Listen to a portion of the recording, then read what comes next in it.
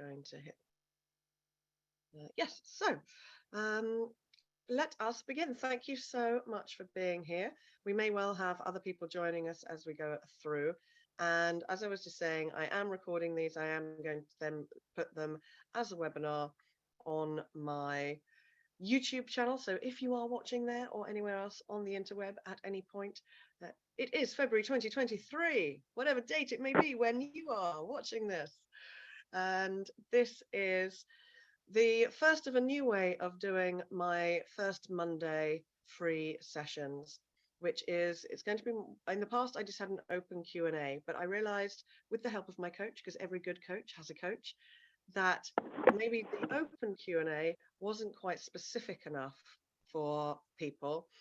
And so now I'm going to be giving a theme every month so that you know what you're coming for and that you know what you are coming to. There is still a Q&A element. So please, as I'm talking, if you have questions that come up for you, please do write them in the chat or write them down for yourself so that when we come to the last 15 minutes, that is your Q&A section, because this is all about you and what you can get out of it. The way that I am going to be doing this is the theme is always going to be linked to the theme within my membership. I have a membership which runs, it's both meditation and coaching and the sounding. It's an all-encompassing membership with the work that I do. For those of you who don't know me, so there's a couple of you here who I do know, and there's a couple on here this evening who I don't. So just a brief overview for those of you who don't know me. My background is 20 years as a classically trained professional actor. And to support my acting, I was a massage therapist and I worked with energy. And through that work, I discovered the power of voice vibration, sound and chakra energy healing, which for the non-spiritual in the room is not as scary and woo and weird as it sounds. It is actually a very practical tool that you can use. And we're going to be having a look at one of the tools that you can use with voice vibration sounding as a part of this evening's webinar, because it's one of the tools I help people to reduce stress and physical and emotional pain as well, actually, but we're focusing on the stress element today. The other things that you may or may not know about me, I've written a book. Here's my book, Stop Shoulding, Start Wanting. It is an introduction to coaching. It is an introduction to finding your voice. Because if you're shoulding your life, I should do this, I should do that, I should do the other, and if you're people pleasing, not knowing what you want, then the first step to finding your voice is knowing what you want, which is going to be section 2 of what we're doing this evening. Welcome, Kezabel, lovely to see you here. I also have chapters in other books. I've written a set of oracle cards, which go with the sound healing. And I have been doing this work since 2011. So if you're looking for my credentials, I've been an international public speaker and I've worked with people all over the world. So Janet on this call, for example, is one of my clients who lives in South Africa. We did a one-day intensive together on the interweb. Isn't it magical? So that's enough about me, because you're here for you.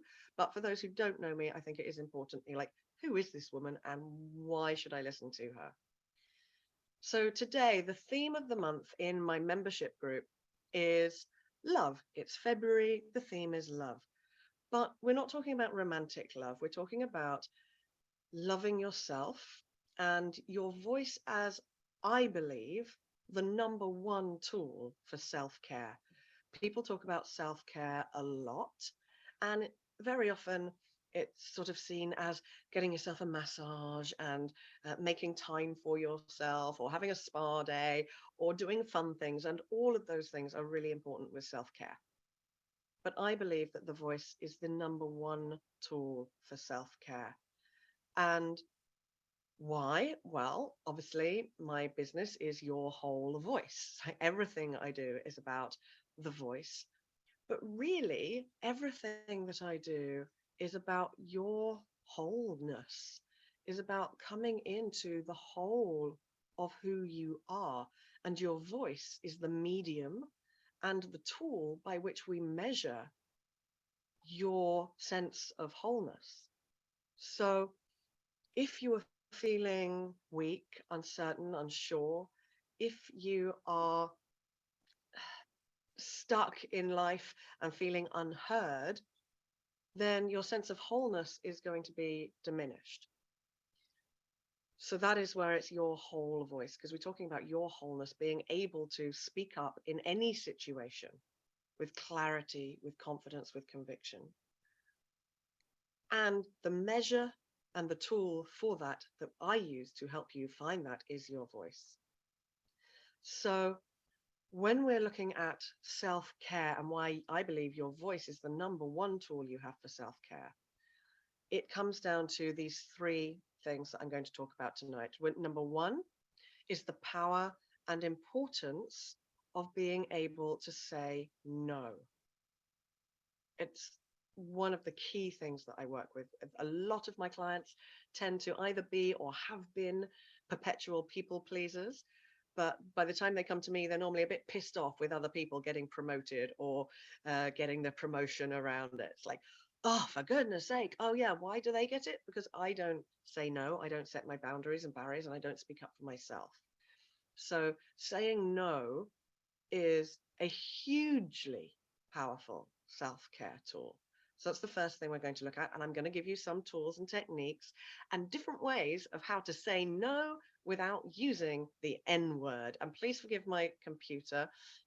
Zoom is being funny. I think my computer's a bit old, and my camera and Zoom are saying, you need to get a new computer. So sometimes my picture might go a little bit fantastic. The second element that we are going to work with this evening is asking for what you need. Now, whether what you need is to ask for help, and I'm going to raise my hand as a very confident, outspoken, occasionally people-pleasy person, but mostly not so much, and being known as the strong one in my friendship and family circle, asking for help was a big challenge for me, and asking for what I need. And under that comes knowing what you need.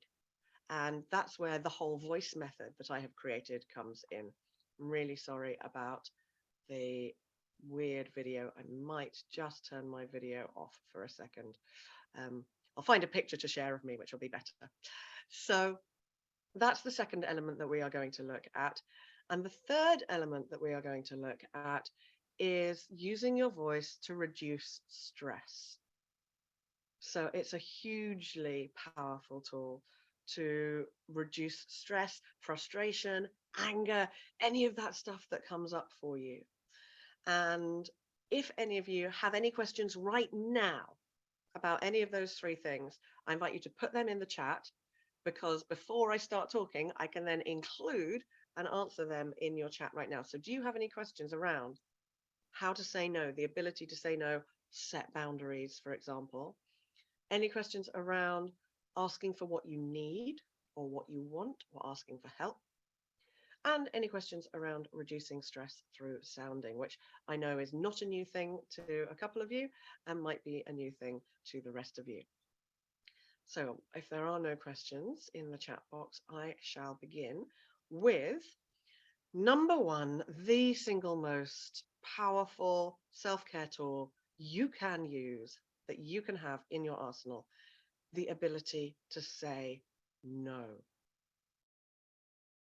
And I know that it brings up massive challenges for a lot of people, because saying no comes with, if I say no, then what if people don't like me anymore? Right? That can be the first thing that people think. If I say no, people will think I'm difficult. People will think I'm contrary. I don't want to say no because I like these people and because I really want to help. And for a lot of people, I don't want to say no because by saying yes, that's how I get people to like me, isn't it? So it gives you a kick to say yes and go, oh, look at how much I'm doing for other people. It's a bit of an ego boost to be the person who's asked by everybody. Oh, would you just, yes, yes. Or all these people come to me for help. But the challenge here, especially when we're looking at self-care and vocal confidence, is that the more you say yes, the less time there is for you. And there's only so much that we can take on our shoulders, no matter how strong we are, no matter how much love we have in our hearts, no matter how kind we are.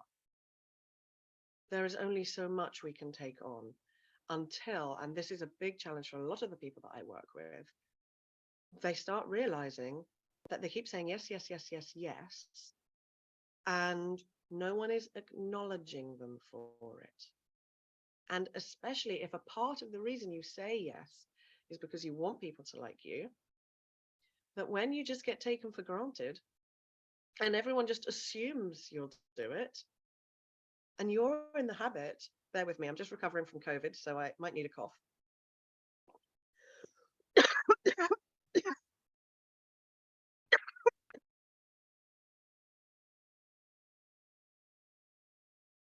Mm. You're just going to have to put up with this, I'm afraid. Setting my expectations here, you see. Not going to put myself down for it. And if you're saying yes partly because you want people to acknowledge you and you're not getting that, then that's going to become a burden. No, I need a proper cough. Just excuse me.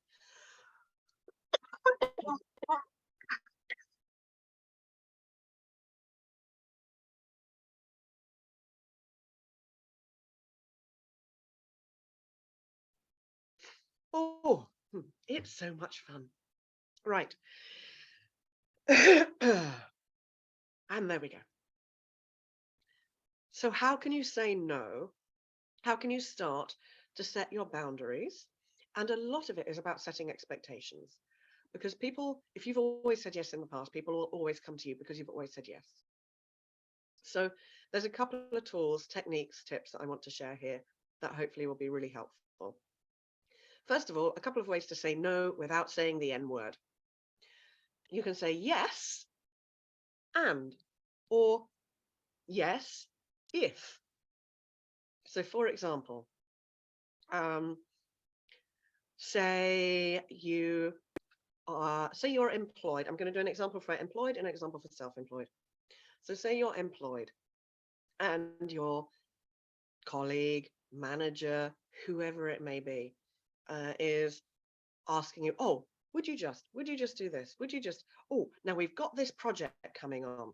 Actually, I'm going to use an example from a client of mine from a couple of months ago. We have this project.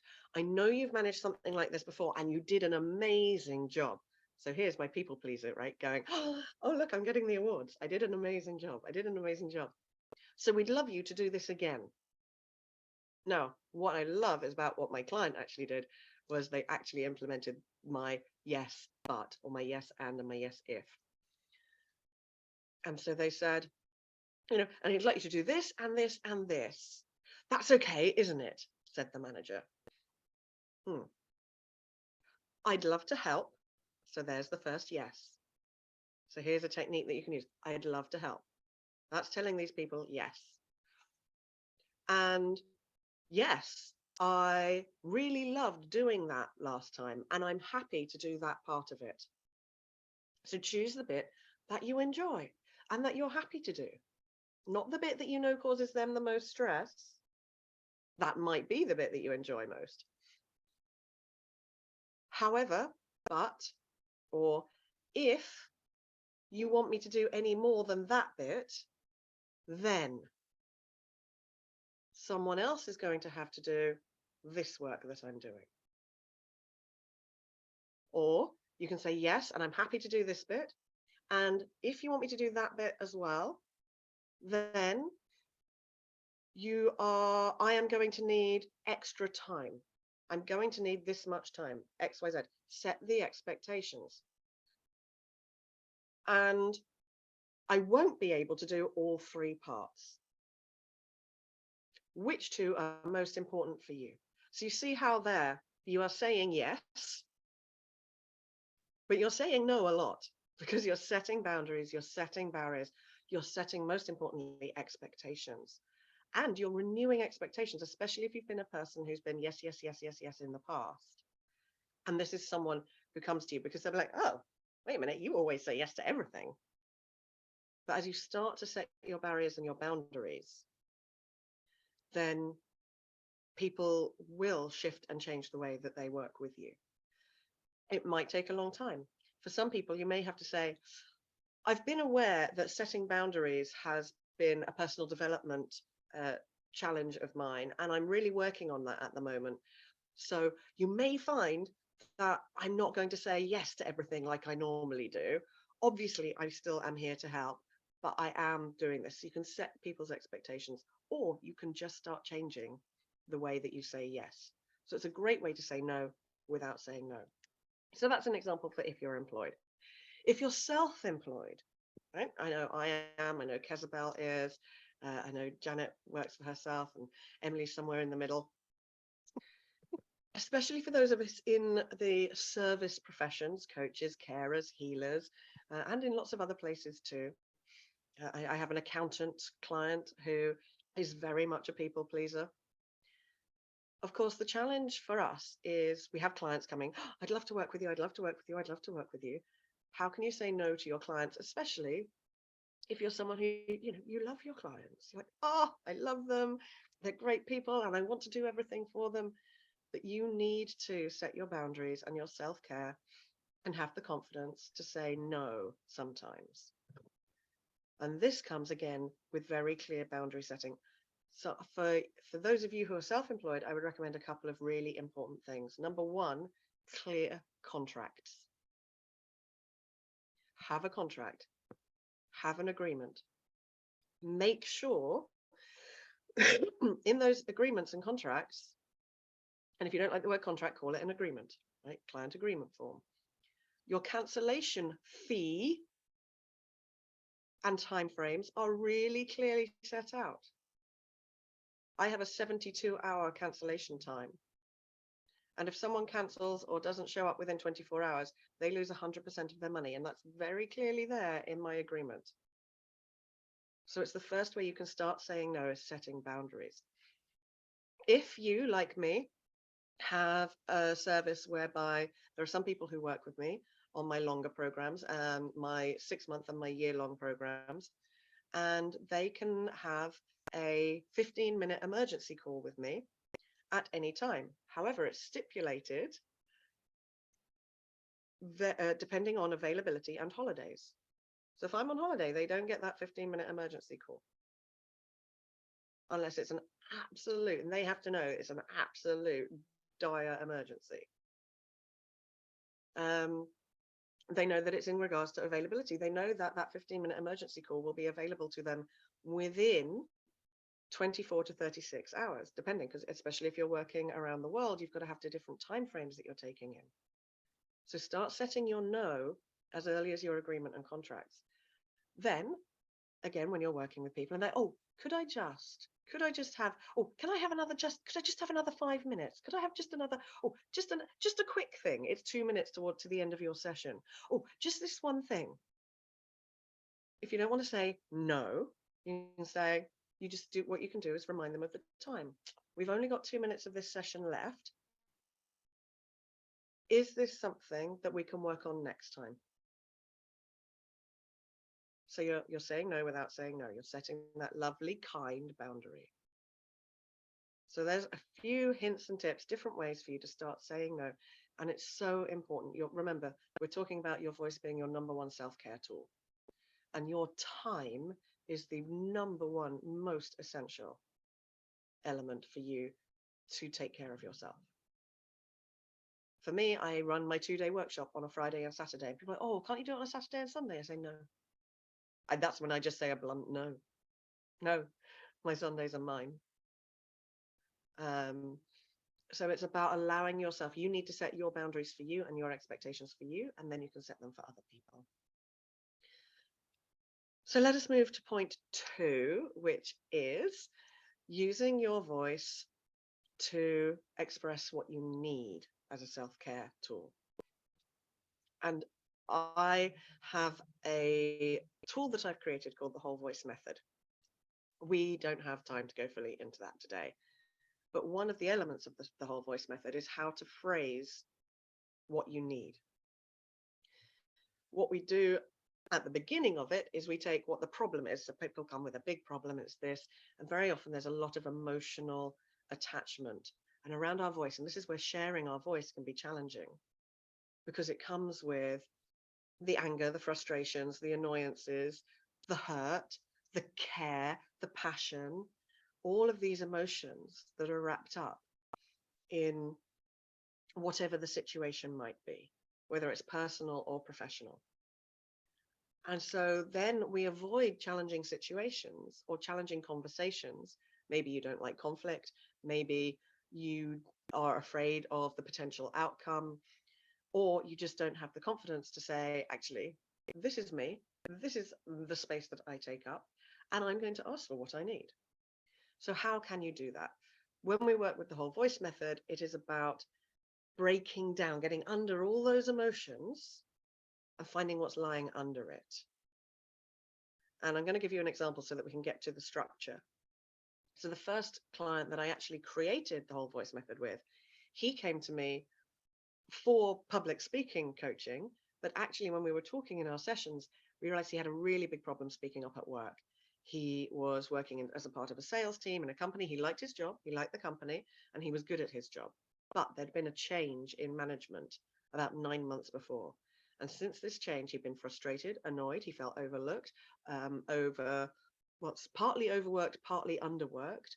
He felt like there were so many changes and that his new manager ignored him. And yet my client was the person on the team with the most experience. So all of these emotions were going on underneath. Oh, and the new manager eats this and this, and he ignores me, and he doesn't like me, and he da da da da da. I was like, have you spoken to him? Oh, well, no. Well, no, because if I speak to him, then he might just kick me off the team or kick me out, or I might lose my job. So all this fear is underneath, and that's why people don't speak up. It's why it's difficult to have these challenging conversations and ask for what you need in an emotional relationship rather than a professional relationship. Like, oh my God, but if I say something, then they're going to think I don't love them anymore, and then we might break up, and then I'll be alone, and I don't want to be alone, and I love this person, and or it could be a family member. So what we need to do is realize that in those kinds of situations, very often all the emotions going on aren't just for this situation. They're very often a reflection of other emotions that have gone on in similar situations previously in our life. So we're bringing all of that past stuff to the current situation. And then we can't ask for what we need, because when we were 7 and we asked for what we needed, our head teacher turned around and said, no, who the hell do you think you are to ask for that?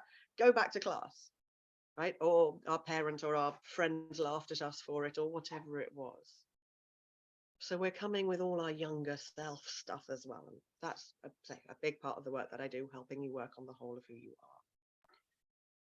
So what we do is we get down underneath to what the real problem is.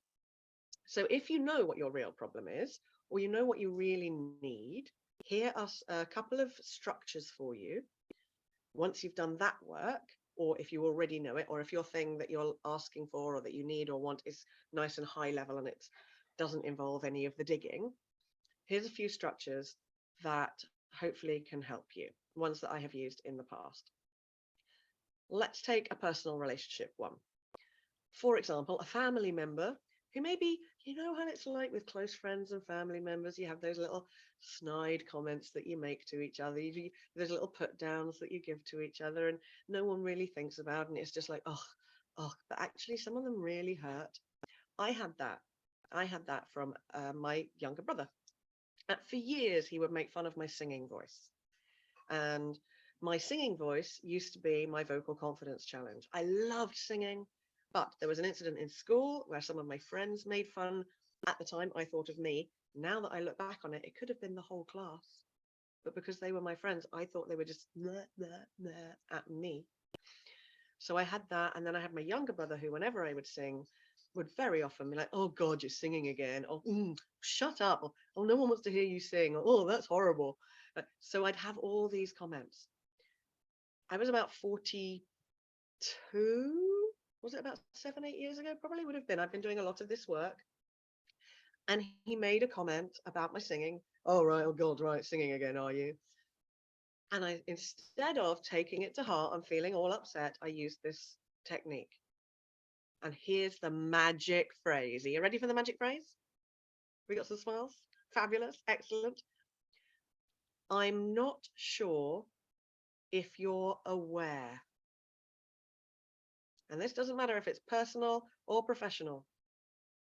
I'm not sure if you're aware.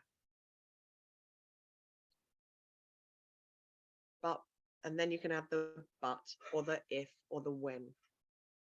So, for example, for that example, I said to him, I'm not sure if you're aware, but when you put me down like that, sometimes it makes me want to cry. It really hurts. No, don't be silly. I'm like, I'm not being silly. Like, you saying that makes, I love singing, and you say it a lot. Never say always. Never accuse anyone with an always. You say it a lot, and it like right now it feels like a blow to my gut, and it makes me want to cry. It's, oh my God, no, I don't mean it. I'm just your kid brother. It's my job to make fun of you. You've got, and here was the kicker.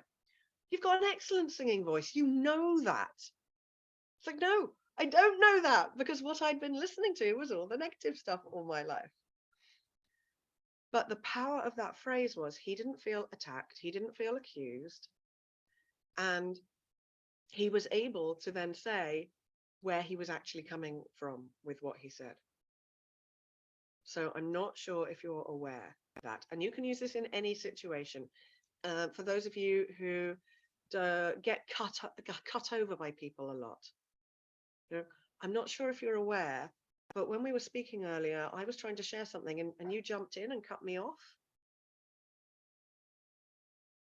And leave it there and wait for the person's response. If they're anything like me and I'm a recovering interrupter, they'll be like, oh my God, did I? Oh, I'm so sorry, I didn't mean to. Or they'll be, oh yeah, because you said that thing and it gave me this great idea and it just sparked my. So it's really powerful. I'm not sure if you're aware. And then you can say, but, or if, or that. And then you can add, if you wish, how it made you feel. And at the end, you can add, was that your intention? And again, this is a great self-care tool, using your voice to take care of yourself while also not attacking others and making others feel bad. Because this is the challenge. We don't have challenging conversations because we're afraid that they're going to end up in confrontation. And the reason we're afraid they're going to end up in confrontation is because we're holding so much emotional stuff about them that we tend to attack when we go to have them.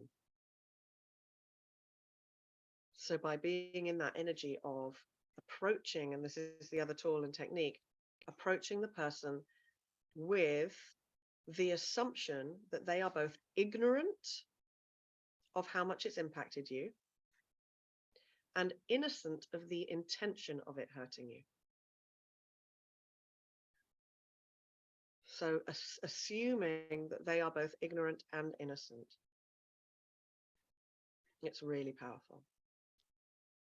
So that's tip 2. Tip 3 for this evening, using your voice as a self-care tool, is the sounding element, is the sounding tip. And obviously all of these tips, I mean, there's so much more to them. And I'm in the process of writing book 2, which is going to include some of these techniques so that you can just go to the book and look them up. Challenging conversation, boss, time, right, here's the phrase I'm going to use. But tip 3, it's using your voice to release stress, reduce stress, frustration, anger. I did a short 90-second video on this about a month ago, where I had been in the post office and I'd been queuing for 18 minutes. And the British, as those of us who are British know, we love a queue. And then someone came in, and not actually their fault, because the person on the other desk at the post office then served this other person with postage stuff straight away. It was like when there was a queue of people waiting here. However, when this happened to the second person, I turned around and went, excuse me, there's a queue here, and some of us have been waiting 18 minutes. So there was no accusation, but I was a little frustrated. Anyway, a whole thing then kicked off. It was just like, oh, all right, wasn't there? I said, I'm not accusing anyone. I'm just saying this is the queue. And there's a lady here in front of me who's been waiting longer. I've been waiting 18 minutes. She was here. But I'm like, you just walked in 30 seconds ago. If this lady could be served and join the queue. We're British. You get a bit frustrated about queues. But that whole situation, when I left, I was really So here's my voice technique. And those of you who sounded with me before, you know this, for how to reduce stress, anger, frustration. Feel what you're feeling and give it a sound. So, for example, in that situation, I was feeling grr. So I walked down the street going grr.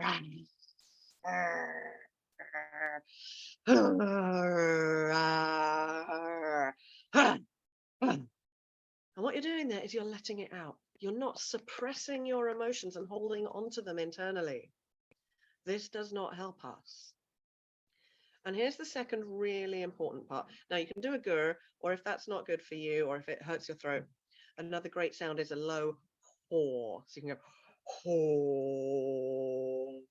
haw, because it's a really grounding low sound, and you're releasing the frustration, but you're also grounding yourself. Then, and this is the magic, right? So we've released the stress and we've reduced the stress because we've given it a voice.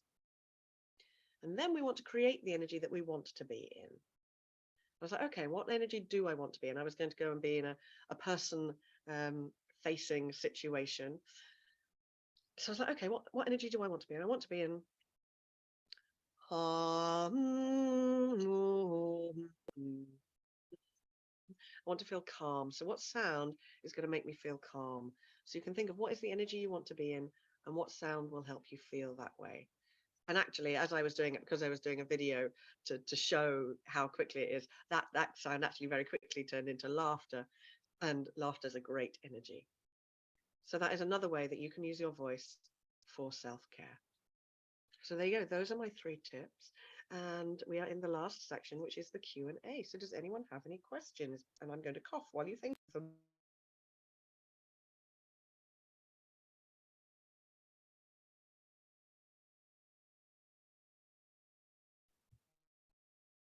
I was going to say, sometimes I sing, so I'm probably doing the same that you were doing, instead like la la la, and it suddenly lifts you.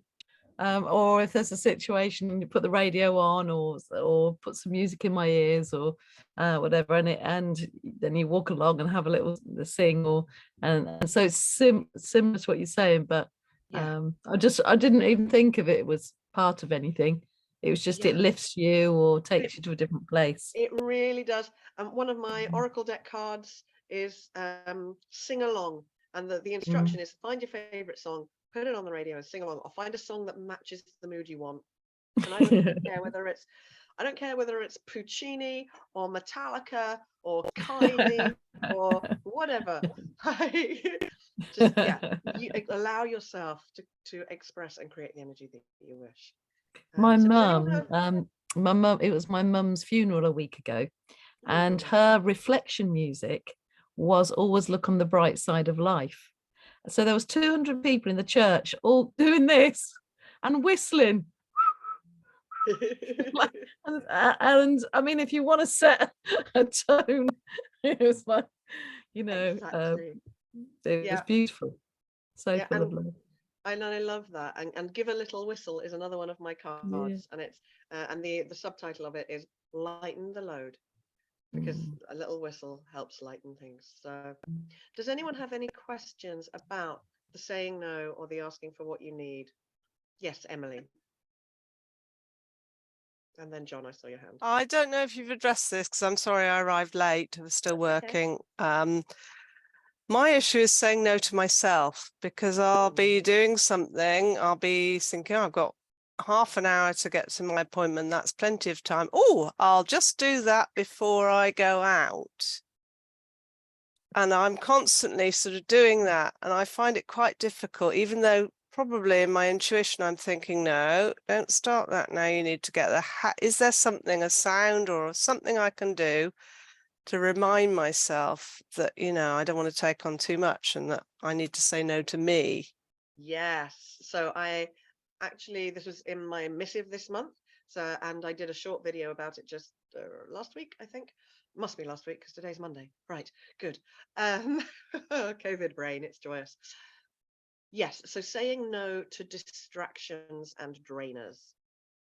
So the other week, Tuesday last week, I said no to going to the theatre to see one of my good friends from my acting history do the understudy run of a play in the West End. I went to see her in the play on the Friday. She's got a role, but she was doing the second lead that she's understudying, and I knew she'd be excellent in it. But I said no to that because of a lot of stuff that's been going on in my life.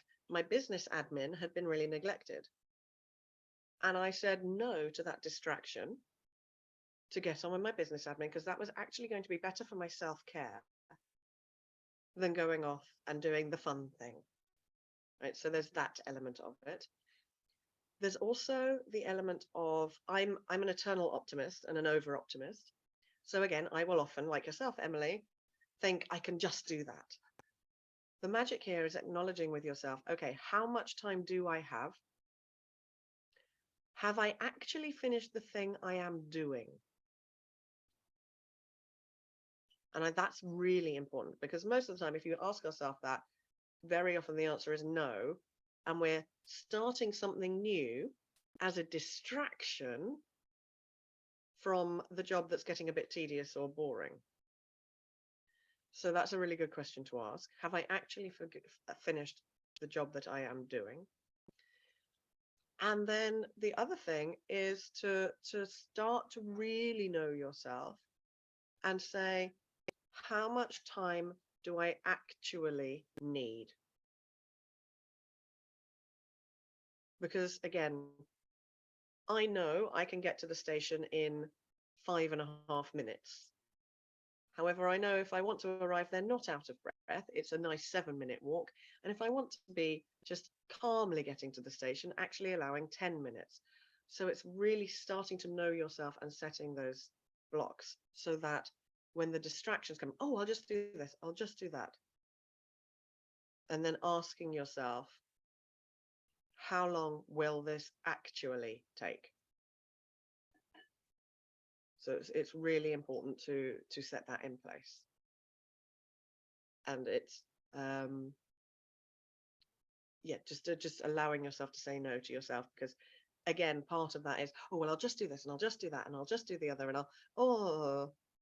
actually no. I did it this morning.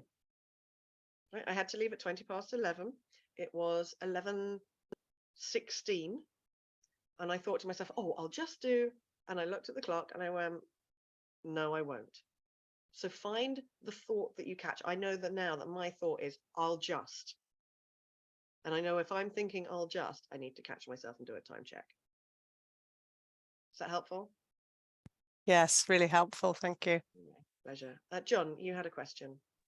Yeah, I'm going to try and keep this concise because I know I go on a bit. So I'll try and keep this concise. I've, in my mind, got the question. So I've this week said no to returning with my previous employer. It's brought up a lot of emotion for me. But I've also got an interview for a different employee tomorrow. And I'll probably have more interviews as well. So what that's bringing up for me is this emotional attachment to saying no to that previous employer. And knowing that I'm going into these interviews and trying to keep in mind my needs and my how I communicate in a way that is authentically myself, but also respects them. So my question is really, like, I know I'm still in quite an emotional space. Is there any advice you can give to move through those emotions and put myself into a more positive space when I am moving into something new? Yes. So I really applaud you. And I think I probably know the employer that you've said no to. So I really applaud you for that. Allow yourself to do a completion. Say, actually, that employer allowed me to XYZ, gave me the skills to ABC. However, staying with them is not going to see me forward in the future.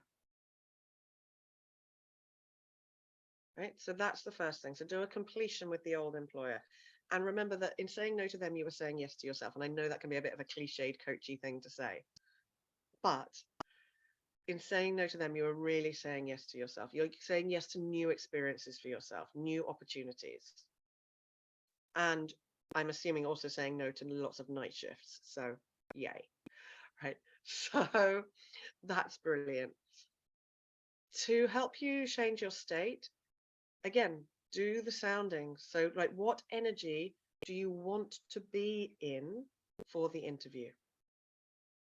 So if it's an energized energy, like, right, I want to, and how does energized feel? And everything feels different to all of us, right? So it may feel like hum, higher than a hum, like you might want to do something to energize yourself before that interview. That's like, you might want to do something that feels really grounded. You might want to be, and you might want to do some like stomping on the floor and some like clapping on your body or some rhythmic work. But know what energy that you want to be in. You might want to be in a really lovely calm energy, and you might just simply want to come into your heart. And always knowing that you're going to these other interviews for your higher good, your higher self, and for your future self, in order to create the best possible future for you. So you need to take that energy of that version of you into those interviews with everything that old job gave you, with the confidence that old job gave you, with the communication skills that old job gave you, with the how to deal with the public that gave you, how to deal with challenging colleagues that gave you, so that when you're in the interviews, you can say, yeah, in my past experience, I learned ABC, or I am aware that, and it's a great thing. So I know we use the, I'm not sure if you're aware previously, but also I know that I'm aware, I'm aware that I work best when, whatever that may be. I am aware that I can find it challenging if I know, there's not a clear structure or timetable. How is that in your company? Whatever that might be. So you can also start preparing the positive statements you're going to say about yourself. These are the things I'm good at. This is the way I work really well. I work best with people who I feel that I am XYZ, and be putting yourself in that energy. Helpful? Yeah, thank you, Judith. My Thank pleasure. you. Beautiful. So in the nature of setting boundaries, we have 2 minutes left. So does anyone else have a question or an observation? Nope. Okay. Yes, Kezabel. I was just going to say that it's a speaking out loud thing. When I'm going to do my weaving words creative writing workshops in the mental health ward, some of them, the extreme wards, can be, a little bit challenging. Yeah. But always on the way there, I will just prayerfully say aloud as I'm driving along, ask for protection, mind, body and soul, ask that whoever crosses my path feels blessed, and that I feel blessed too, and that they can see the love in my eyes and God's love and our love and feel it, and that authenticity, and I literally speak it and take and pray for inspiration and encouragement, and literally speak it every time I go. Each workshop I do, actually. Which is a way of setting intention. It's another way of setting that energetic and vocal intention, because if you're saying it out loud, you're saying it with the energy that you want to create. Yeah. So, well, thank you all so much for being here. Thank you. Lovely to see some familiar faces. Lovely to see, to see a couple of new faces and not faces. Thank you, Donna, for being here. I hope you found this useful. I'm here on the first Monday of every month, and I think the theme for March is yes, it is. It's definitely the theme for March is preparation. So the first Monday of the month, 6:30 to 6:45 to 7:30 UK time, we will be here. If you want to know more about me, everything is on my website, yourwholevoice.com. You can do my quiz, watch my freebies. I have videos all over the place. And I look forward to seeing you in the not too distant future. Take care, and I'll see you soon. Thank you. Bye all. Thanks so much.